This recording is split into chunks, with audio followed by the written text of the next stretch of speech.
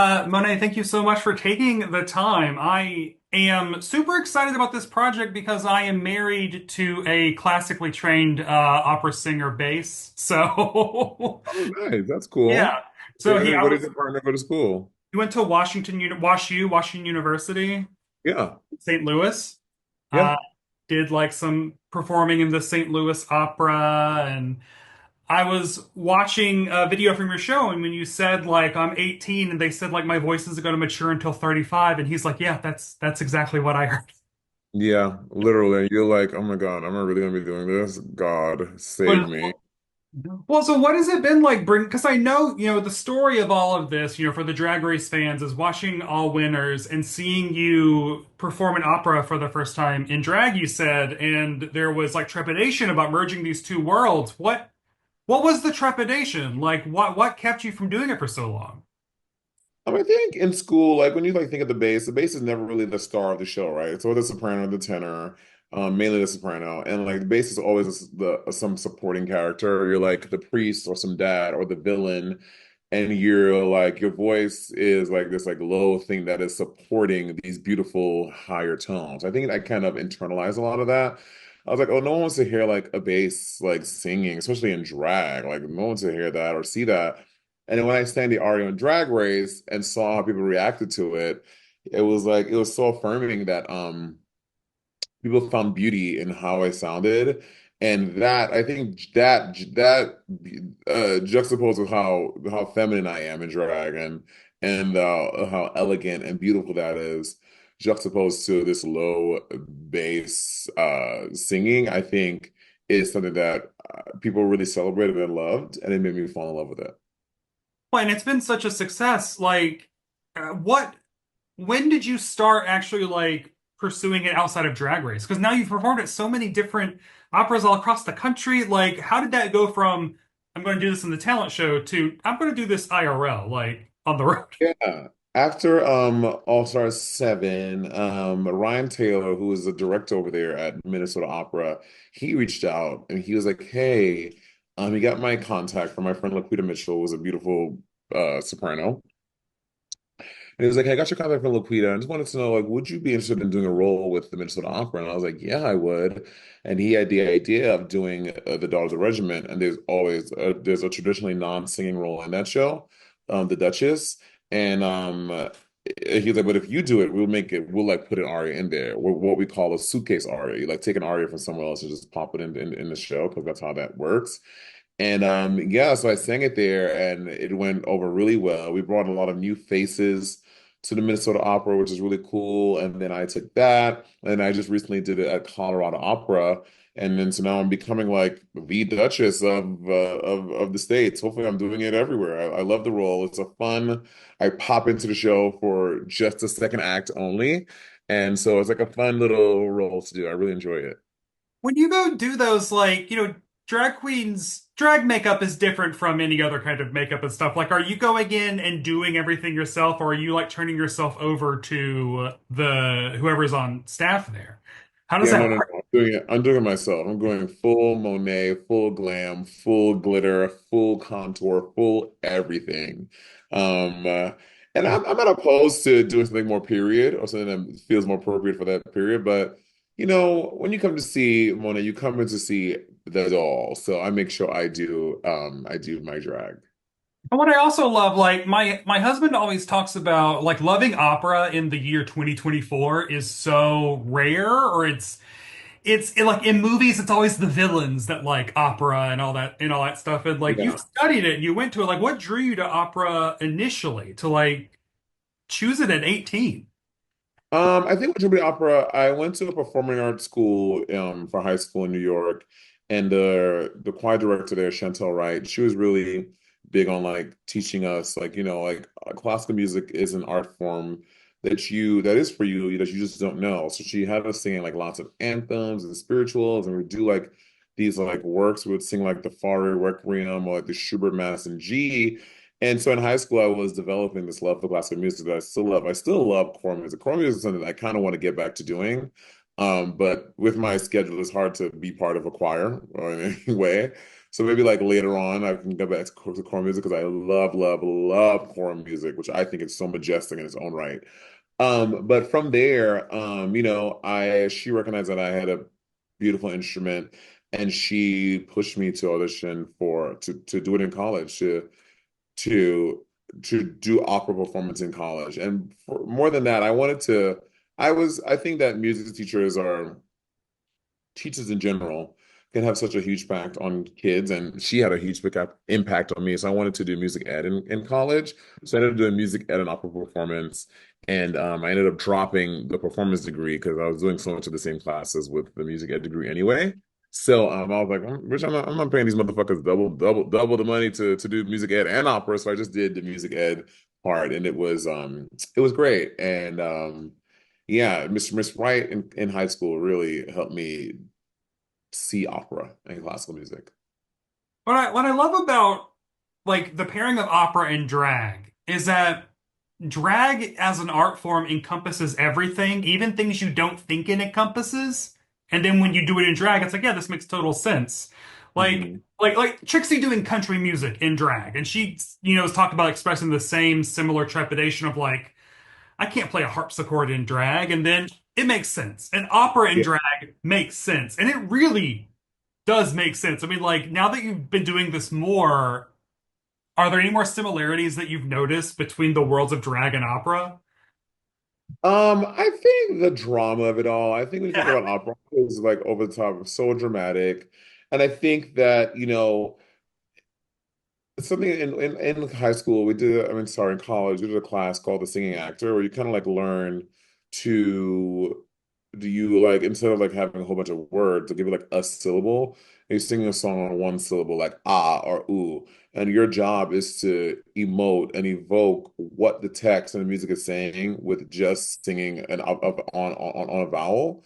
And I think I translated that to drag when I would like lip sync these songs, and I kind of like took a lot of those same tools I learned from that class in college as singing actor, and like put that into my drag. And I think honestly that helped made me a very effective lip syncer, because throughout the song I'm not just only like lip syncing what the text is saying, I'm also like lip syncing to like what the music is saying as well. And I Oh, think that is what makes a dynamic lip syncer. Someone who is doing more than just the text, but doing like the song, the music. it's so good. And so now you've taken all these stories and put them into the Life Be Lifin' show. What was it like working with Ben de la Creme, and did Bob try to direct the show first? Bob did not try to direct the show. I wouldn't give him the chance to do it. But no, I wanted to work with Ben because Ben is so good at this, right? She has so many one-woman shows that are so Mhm. great. And after I've seen a few of them, I went up to her, or I texted her. I was like, "Hey, girl, I'd love to pick your brain because I want to do a woman show, and I think how you do it is so beautiful. I just want to pick your brain about your process." So we had a lunch, and she gave me some insight, and then I took that information. I went to work, and then she hit me up a little shortly after that, and she was like, "Hey, so we had a meeting about this thing, and I would love to be more involved and direct the show if you would have me." I was like, "Absolutely." And she was really helpful in helping me like find the story I was trying to tell. Like I would do a whole bunch of writing a lot of stuff. And then she would come back and she'd be like, "Okay, I like this. Tell me more about this thing."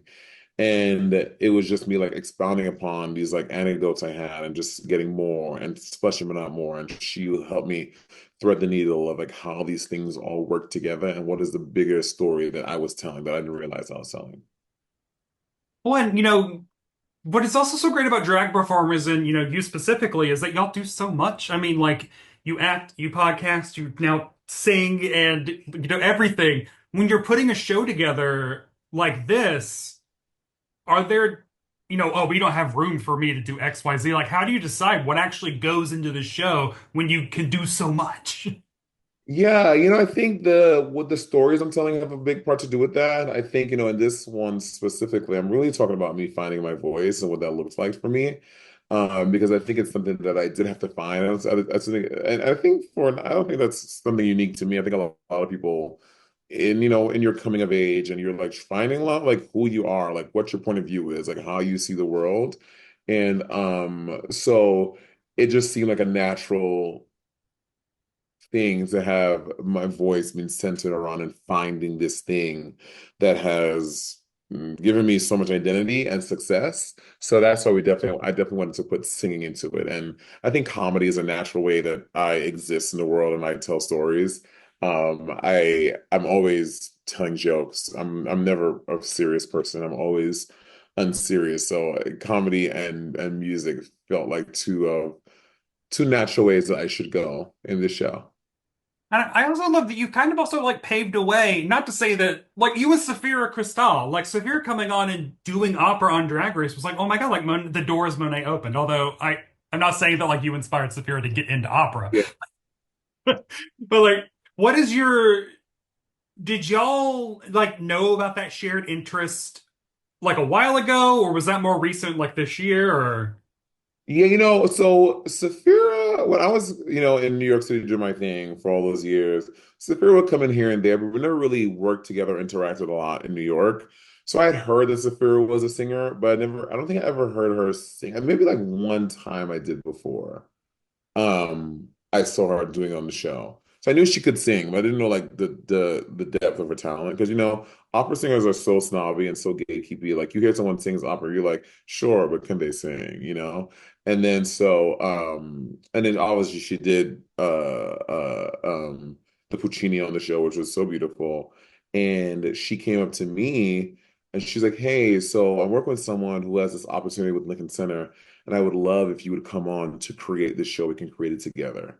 And then so we spent like 10 months with James Blaschko and we wrote the show that we did at Lincoln Center, which was a huge success. Like 3,000 people came out to Damrosch Park outside of Lincoln Center to watch the show of us singing our favorite arias and favorite songs and Thorgy Thor. We incorporated Thorgy yeah. into the show, having a role, and it was just this beautiful show that we hope to take on more and do it more with some more symphonies and operas around the country and around the world. But I think more people deserve to see it. It was a really great show.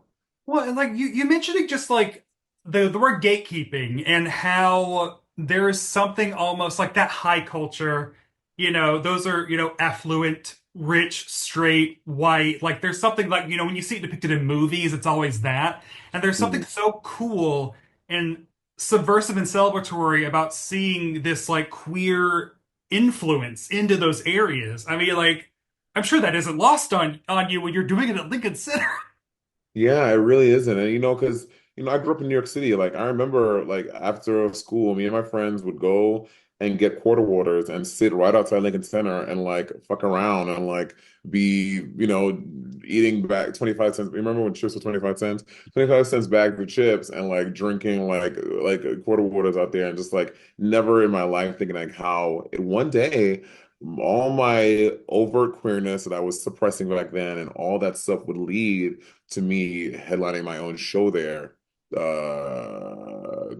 18 6 20 years later. It's all so beautiful.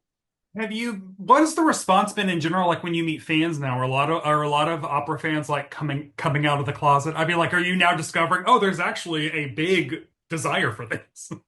So yeah, so there are a lot of opera fans who are not secret because I think between in queer spaces and opera, there's a lot of crossover there, and so a lot of them are like when I specifically go to do these shows um, at these opera companies and to see like they're kind of like, oh my God, like we're so happy to have you here, like you understand like how many of us at school when you came on your first season, which makes me feel very old, we were all in class watching your first season. We couldn't believe you were on the show because like we love opera and you love opera.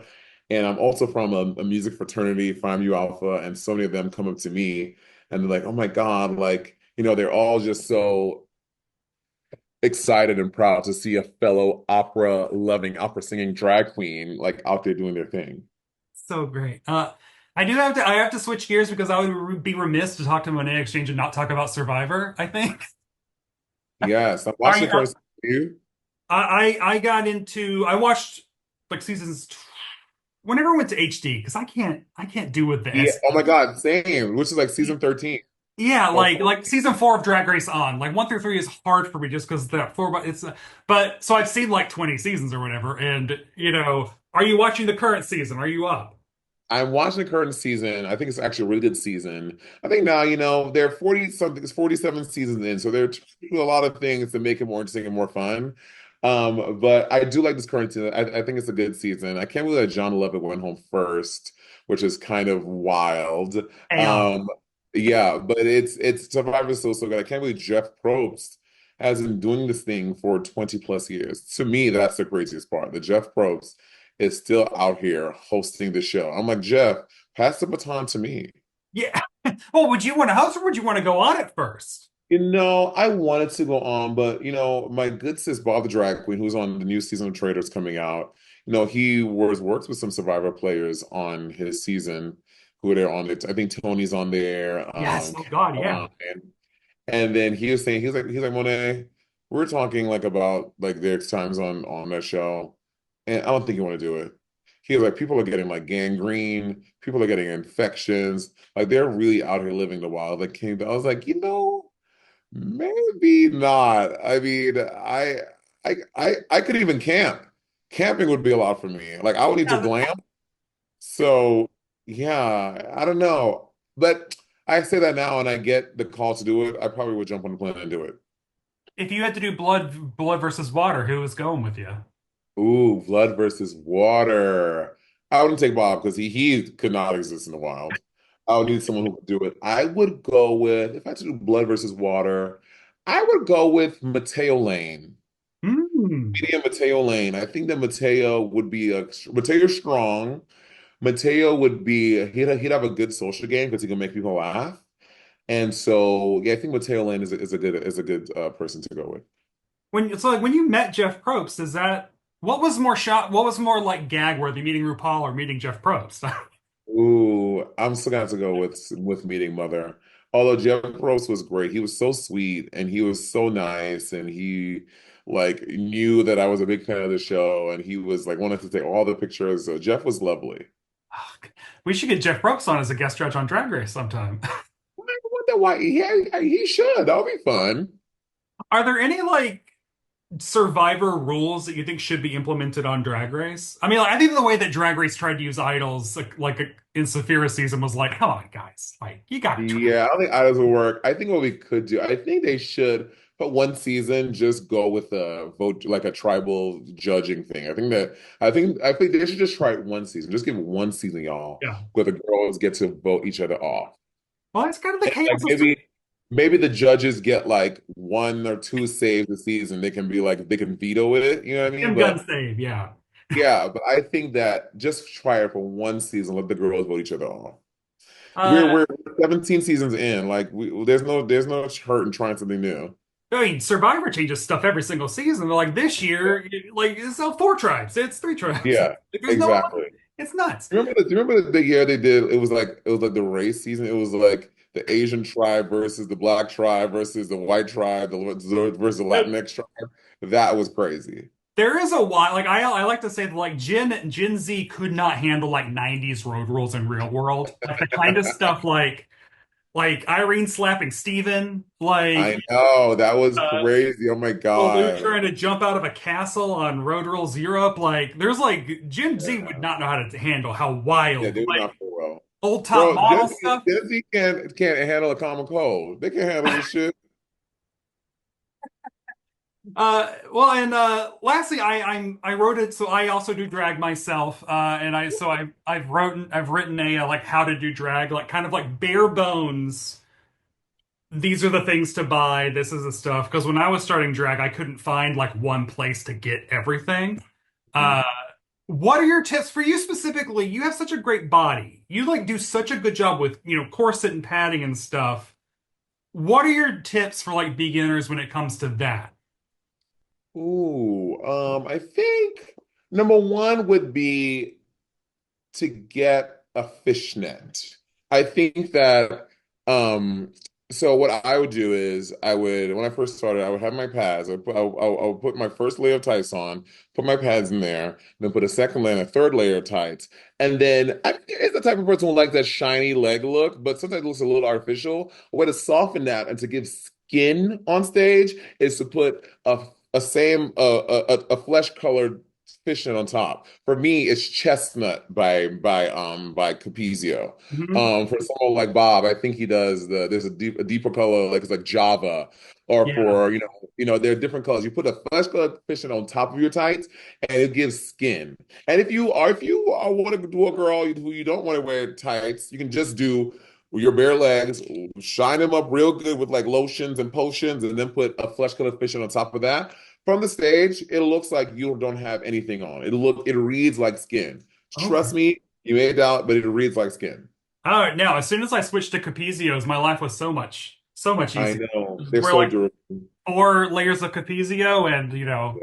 I it's mean, they flawless. cost like $50 for a pair of fishnets now, but Yeah, you know, But thank you so much. This has been absolutely amazing, and I hope I can. I definitely want to see the show. Besides. yes, I would love that.